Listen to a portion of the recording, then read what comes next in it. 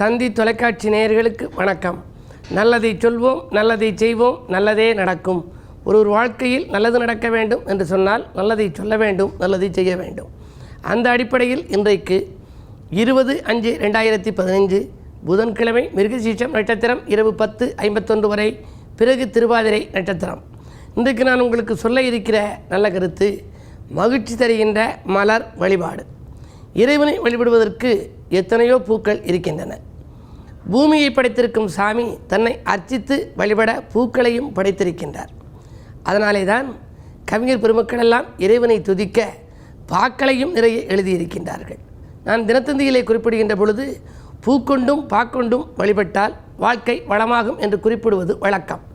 காரணம், ஒரு கோயிலுக்கு நாம் செல்கின்ற பொழுது வெறுங்கையோடு செல்லக்கூடாது. யாரையாவது ஒரு பெரியவர்களை பார்க்க செல்கின்ற பொழுது ஏதாவது பழம் வாங்கி கொண்டு செல்கின்றோம், அல்லது ஒரு ஹார்லிக்ஸ் வாங்கி கொண்டு செல்கிறோம், அல்லது ஏதேனும் அவர்களுக்கு உபயோகப்படுத்துகின்ற ஒரு பொருளை வாங்கி கொண்டு போய் கொடுக்கின்றோம். அப்படி கொடுத்தால் அவர்கள் மகிழ்ச்சி அடைவார்கள். அதே போல் இறைவன் மிகப்பெரியவன். இறைவனுடைய அருளாலே தான் இந்த உலகம் உய்விக்கின்றப்படுகிறது. எனவே இறைவனை நாம் வணங்கச் செல்கின்ற பொழுது நம்முடைய வாழ்க்கை வளமாக நாம் நினைப்பவர்கள் அதற்கு ஒரு பூவாவது கையிலே கொண்டு செல்ல வேண்டும், மாலை சூட்ட வேண்டும். பூ அல்லது மாலை, சூடம், இப்படி ஏதாவது ஒரு அர்ச்சனை பொருளை நாம் கொண்டு செல்லலாம். அப்படி செல்கின்ற பொழுது எந்த தெய்வத்திற்கு எந்த பூவை போடுவது, எந்த மலரால் அர்ச்சிப்பது என்றெல்லாம் முன்னோர்கள் எழுதி வைத்திருக்கிறார்கள். எல்லா மலர்களும் எல்லா நேரங்களிலும் கிடைப்பதில்லை. எனவே கிடைப்பதை உபயோகப்படுத்துவதிலும் தவறில்லை. இருந்தாலும் விநாயகர் என்று எடுத்துக்கொண்டால் அருகம்புல் மாலை சூட்டுவது நல்லது. தும்பைப்பூ மாலையும் சூட்டலாம். நந்தியம்பெருமான் என்று எடுத்துக்கொண்டால் செவ்வந்தி பூ சூட்ட வேண்டுமாம். அதாவது அந்த செவ்வந்தி பூவையும் சூட்டலாம், அதற்கு அருகம்புல் மாலையையும் சூட்டி வழிபாடு செய்யலாம். முருகனுக்கு செங்காந்தள் மலர் ரோஜா பூ மாலை சூட்டலாம். திருமாலுக்கு தாமரை பூ மாலை சூட்ட வேண்டும். துளசி மாலையும் நாம் சூட்டி வழிபடலாம். அனுமனுக்கு துளசி மாலையும் நாம் அணிவிக்கலாம். இலக்குமிக்கு தாழம்பூ மாலை, சாமந்தி பூ என்றெல்லாம் சொல்கிறார்கள். எந்த பூவை போட்டால் நமது வாழ்க்கையில் என்ன நடக்கும் என்பதையும் எழுதியிருக்கிறார்கள் முன்னோர்கள். செந்தாமரையால் நாம் தெய்வத்திற்கு அர்ப்பணித்து மாலை சூட்டினால் செல்வம் பெருகும், தொழில் மேன்மை உண்டாகும் என்று சொல்லியிருக்கிறார்கள். செந்தாமரையை தெய்வத்திற்கு நாம் சூட்டினால், அதே போல வெண்தாமரையை சூட்டினால் மனக்குறை அகலுமாம், தைரியமும் தன்னம்பிக்கையும் நமக்கு சேருமாம். தங்க அரளி மாலை சூட்டினால் கடன் சுமை குறையும், மாங்கல்ய பாக்கியம் சிறப்பாக இருக்கும் என்று சொல்கிறார்கள். செம்பருத்தி பூவை தெய்வத்திற்கு சூட்டுகின்ற பொழுது குடும்ப ஒற்றுமை பலப்படும், குழந்தை விருத்தி உண்டாகும். புத்திர விருத்தி இல்லாதவர்களெல்லாம் செம்பருத்தி பூ மாலையை அணிவித்து மகிழலாம்.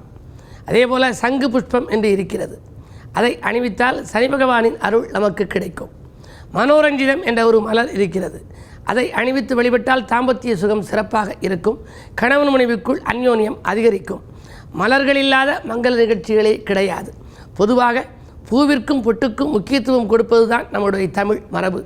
எனவே தான் இந்த பூக்களின் மூலமாக கூட நம்முடைய வாழ்க்கையை வளமாக்கிக் கொள்ளலாம் என்ற அடிப்படையில் மகிழ்ச்சி தருகின்ற மலர் வழிபாடு என்ற கருத்தை உங்களுக்கு எடுத்துரைத்திருக்கின்றேன்.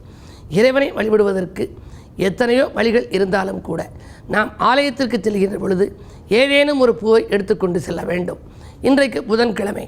இன்றைக்கு நீங்கள் அருகில் இருக்கும் விஷ்ணு ஆலயத்திற்கு சென்று அவரை பணிந்து வழிபட்டால் உங்கள் விருப்பங்கள் எல்லாம் நிறைவேறும். கவியரசு கண்ணதாசன் ஒரு முறை திருப்பதிக்கு சென்று வழிபட்டு வந்தார். அவர் வாழ்க்கையிலே ஒரு மிகப்பெரிய மாற்றம் வந்தது. உடனே ஒரு பாடல் எழுதினார், திருப்பதி சென்றால் ஒரு விருப்பம் நிறைவேறும் என்று எழுதினார். ஆகையினாலே இன்றைக்கு புதன்கிழமை என்ற அடிப்படையிலே நீங்கள் விஷ்ணுவை வழிபட வேண்டும். விஷ்ணுவுக்கு உகந்தது செந்தாமரை மலர். அந்த செந்தாமரை மலராலும் வெண்தாமரை மலராலும் நீங்கள் விஷ்ணுவையும் இலக்குமியையும் அலங்கரித்து பார்த்தால் உங்களுக்கு செல்வம் பெருகும், செல்வாக்கு மேலோங்கும், தொழில் மேன்மை கிட்டும், மனக்குறை அகலும், தைரியமும் தன்னம்பிக்கையும் கூடும் என்ற நல்ல கருத்தை தெரிவித்து இனி இன்றைய ராசி பலன்களை இப்பொழுது உங்களுக்கு வழங்கப் போகின்றேன். மேசராசி நேயர்களே, புண்ணிய காரியங்களுக்கு பொருளுதவி செய்கின்ற நாள். புகழ் மிக்கவர்கள் உங்களுக்கு பின்னியாக இருந்து உதவிக்கரம் நீட்டுவார்கள். பணவரவு திருப்திகரமாகவே இருக்கிறது. தொழில் முன்னேற்றம் கருதி எடுத்த முயற்சிகளில் வெற்றி கிடைக்கும். 2 செவ்வாய் இருப்பதால் கொடுத்த வாக்கை காப்பாற்றுவீர்கள். புதனும் கூட இருக்கின்றார். எனவே உறவினர் பகை அகலும். உற்சாகத்தோடு பணிபுரிகின்ற இந்த நாள் உங்களுக்கு ஒரு இனிய நாள். ரிஷபராசி நேயர்களே, சந்திரபலம் கூடுதலாக இருக்கும் என்று சஞ்சலங்களும் உங்களுக்கு அதிகரிக்கும், சந்தோஷங்களும் உங்களுக்கு கூடுதலாக இருக்கும். போட்டிகளை சமாளிக்க புது முயற்சிகளை எடுக்கப் போகின்றீர்கள். புதிதாக அறிமுகமானவர்களை நீங்கள் நம்பி செயல்பட வேண்டாம். வாங்கல் கொடுக்கல்களில் கொஞ்சம் கூடுதல் விழிப்புணர்ச்சி தேவை. சனி சூரிய பார்வை இருப்பதால் உடல் ஆரோக்கியத்தில் தொல்லைகள் ஏற்படலாம். இல்லத்தில் உள்ளவர்களை அனுசரித்து சென்றால் ஆதாயம் கிடைக்கும்.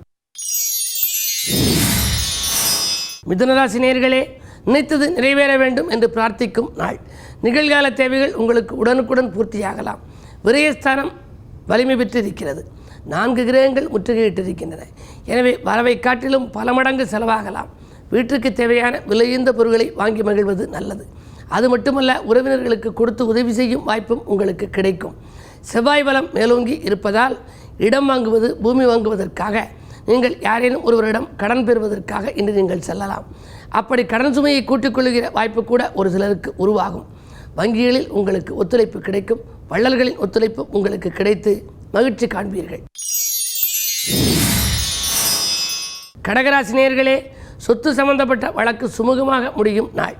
சோகங்கள் மாறி சுகங்கள் கூடும். வாக்குவாதங்களை இன்றைக்கு தவிர்ப்பது தான் நல்லது.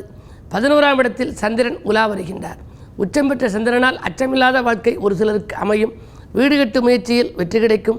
விஐபிக்களின் ஒத்துழைப்போடு நீங்கள் செய்யும் வியாபாரத்தை விருத்தி செய்து கொள்வீர்கள். சுப விரயங்கள் அதிகரிக்கும். மாலை நேரத்தில் நீண்ட தூர பயணங்களை ஒரு சிலர் மேற்கொள்ள நேரிடலாம். நண்பர்களின் அன்பு தொல்லைக்கு ஆளாகும் இந்த நாளை இனிய நாளாக அமைத்துக்கொள்ள பெருமாள் வழிபாட்டில் கவனம் செலுத்துங்கள். சிம்மராசி நேயர்களே, நேசித்தவர்களோடு யோசித்து பேசும் நாள். நீண்டகால ஆசை நிறைவேறும். என்ன இருந்தாலும் 2 ராகு. கொடுத்த வாக்கை காப்பாற்ற இயலுமா என்பது சந்தேகம்தான். உங்கள் ராசிநாதன் சூரியன் பலம் பெற்றிருந்தாலும் கூட அர்த்தாஷ்டமச்சனியின் ஆதிக்கம் மேலோங்கி இருக்கிறது. எனவே வழக்குகளில் திசை திருப்பம் ஏற்படும். வாய்தாக்கள் உருவாகும். கடன் சுமை கூடலாம். எதிரிகளின் பலம் மேலோங்கி இருக்கும் என்று எதை செய்தாலும் ஒரு முறைக்கு பல முறை யோசித்து செய்வதுதான் நல்லது. உத்தியோகத்தில் இருப்பவர்களுக்கு நீண்ட தூர மாற்றங்கள் திடீரென வந்து சேரலாம்.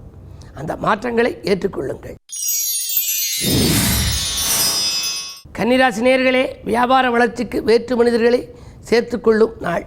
பழைய பங்குதாரர்களை விலக்கிவிட்டு புதிய பங்குதாரர்களை இணைத்துக்கொள்ள முன்வருவீர்கள். வீடு வாங்க விற்க எடுத்த முயற்சிகளில் வெற்றி கிடைக்கும். சூரிய பலம் நன்றாக இருப்பதால் தந்தை வழியில் உங்களுக்கு தகுந்த ஒத்துழைப்புகள் கிடைக்கும். மருத்துவ செலவுகள் குறையும். புதிய ஒப்பந்தங்களில் கையெழுத்திட்டு மகிழப் போகின்றீர்கள். அந்நிய தேசத்திலிருந்து வரும் தகவல் ஆச்சரியப்பட வைக்கும். துலாம் ராசி நேயர்களே, உங்களுக்கு சந்திராஷ்டமம். அமைதியை கடைப்பிடித்து ஆனந்தம் காண வேண்டிய நாள். கொடுக்கல் வாங்கல்களில் நெருக்கடி ஏற்படலாம். பண நெருக்கடி ஏற்படுகிறது என்று நீங்கள் நினைப்பீர்கள். புதிய முயற்சிகளில் பல தடைகள் ஏற்படும். 8ஆம் இடத்திலே 4 கிரகங்கள் வலுவாக இருக்கின்றன. ஒன்று சூரியன், அடுத்து செவ்வாய், அடுத்து புதன், அடுத்து சந்திரன். சந்திராஷ்டம நாளில் இவ்வளவு கிரகங்கள் 8இல் இருக்கின்ற பொழுது நீங்கள் மிக மிக அமைதியை கடைப்பிடிக்க வேண்டும். அருகில் இருப்பவர்களிடம் வீண் விவாதங்களை மேற்கொள்ள வேண்டாம். குடும்பத்தில் உள்ளவர்களையும் அனுசரித்து சென்றால் தான் ஆதாயம் உண்டு. எனவே இன்றைக்கு முழுமையாக வழிபாட்டில் கவனம் செலுத்துங்கள். குலதெய்வ வழிபாடு உங்கள் குடும்ப பிரச்சனைக்கு நல்ல வடிகாலாக அமையும். விருச்சிக ராசி நேயர்களே, வாக்கு சாதுரியத்தால் நோக்கங்கள் நிறைவேறும் நாள். இயக்கங்கள் தீர எடுத்த முயற்சிகளில் உங்களுக்கு வெற்றி கிடைக்கும். நல்ல பலன்கள் உங்களுக்கு வந்து சேருவதற்கான அறிகுறிகள் தென்படுகின்றன. குருவின் பரிபூர்ண பார்வை உங்கள் ராசியில் பதிவதால் கூடுதல் லாபம் தொழிலில் கிடைக்கும். உங்களுக்கு இருக்கும் குழந்தைகளின் வழியில் ஏதேனும் நல்ல சம்பவங்கள் நடைபெறுவதாக இருந்தால், அதாவது சுபகாரிய நிகழ்வுகள் நடைபெறுவதாக இருந்தால் அவை நடைபெறுவதற்கான அறிகுறிகள் இன்று தென்படுகின்றன. விவாக பேச்சுக்கள் சுமூகமாக முடியும். பஞ்சாயத்துக்கள் நல்ல முடிவுக்கு வரும். பாதியில் நின்ற பணியை மீதியும் செய்து முடிப்பீர்கள். புதிய ஒப்பந்தங்களும் அடுக்கடுக்காக வந்து சேரப்போகின்றது. தனுசு ராசி நேயர்களே, நேற்று பாதியில் நின்ற பணி இன்று மீதியும் தொடரும் நாள். நெஞ்சமகிழும் சம்பவங்கள் இன்று தினம் நிகழப்போகின்றது. நிகழ்கால தேவைகள் பூர்த்தியாகும். நண்பர்கள் நல்ல தகவல்களை கொண்டு வந்து சேர்ப்பார்கள். இடம் வாங்க வேண்டும், பூமி வாங்க வேண்டும் என்பதில் ஆர்வம் காட்டுபவர்கள் அது வெற்றிகரமாக முடியும். உங்களுக்கு உறுதுணையாக இருந்தவர்கள் உங்களை விட்டு விலகிச் சென்று விட்டார்களே என்ற கவலை இன்று அகலப்போகிறது. விலகிச் சென்ற சொந்தங்கள் விரும்பி வந்து சேருவார்கள். வங்கி சேமிப்பு உயரும். வளர்ச்சி கூடும் நாள் இந்த நாள். மகர ராசி நேயர்களே, சந்தித்த நண்பர்களால் சந்தோஷம் கிடைக்கும் நாள். தனவரவு திருப்திகரமாகவே இருக்கிறது. எனவே குடும்பத்திற்கு தேவையான விலையுந்த பொருட்களை வாங்குவதில் ஆர்வம் காட்டுவீர்கள். ஆரோக்கியம் சீராகி ஆனந்தப்படுத்தும். மாற்று மருத்துவத்தை ஒரு சிலர் மேற்கொள்வதன் மூலமும் உடல்நலம் சீராகும். புதிய ஒப்பந்தங்கள் வந்து சேரும். குருவின் பார்வை இருப்பதால் குழந்தைகள் முன்னேற்றம் கருதி எடுத்த முயற்சிகளில் வெற்றி உண்டு. உத்தியோக மாற்றங்கள், உத்தியோக உயர்வுகள் எதிர்பார்த்தபடியே வந்து சேரும். கும்பராசி நேயர்களே, வீண் பழிகள் அகல விட்டு கொடுத்து செல்ல வேண்டிய நாள். வீடு மாற்ற சிந்தனைகள் மேலோங்கும். 2 கேது, ஆன்மீக நாட்டம் அதிகரிக்கும். 8 ராகு இருப்பதால் சர்ப்பதோஷத்தின் பின்னணியில் இருக்கிறீர்கள். எனவே அருகில் இருக்கும் நாகஸ்தலங்களுக்கு சென்று சர்ப்பசாந்திகளை செய்து கொள்வது நல்லது. 6 குரு உச்சம் பெற்றிருப்பதால் உத்தியோக மாற்றம், இடமாற்றம், ஊர் மாற்றம், வீடு மாற்றங்கள் ஒரு சிலருக்கு வந்து சேரலாம். 4ஆம் இடத்தில் சந்திரன் உச்சம் என்பதால் தாய் வழி ஆதரவு கிடைக்கும். பங்காளி பகை மாறும். மீனராசி நேயர்களே, தொழில் பங்குதாரர்களால் ஏற்பட்ட தொல்லைகள் அகலும் நாள். துயரங்கள் துள்ளி ஓட வழிபிறக்கும். எடுத்த காரியத்தை எளிதில் செய்து முடிப்பீர்கள். புதிய முயற்சிகளில் வெற்றி உண்டு. நண்பர்கள் நண்பகலுக்கு மேல் நல்ல தகவல்களை கொண்டு வந்து சேர்ப்பார்கள். அஞ்சல் வழியிலும் அனுகூல தகவல் உண்டு. நீண்ட நாளை ஆசை நிறைவேறும். இந்த நாளை இனிய நாளாக நீங்கள் அமைத்துக்கொள்ள குருவினுடைய பரிபூர்ண பார்வையும் உங்களுக்கு கிடைக்கிறது.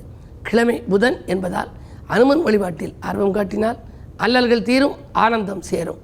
மேலும் விவரங்கள் அறிய தினத்தந்தி படியுங்கள்.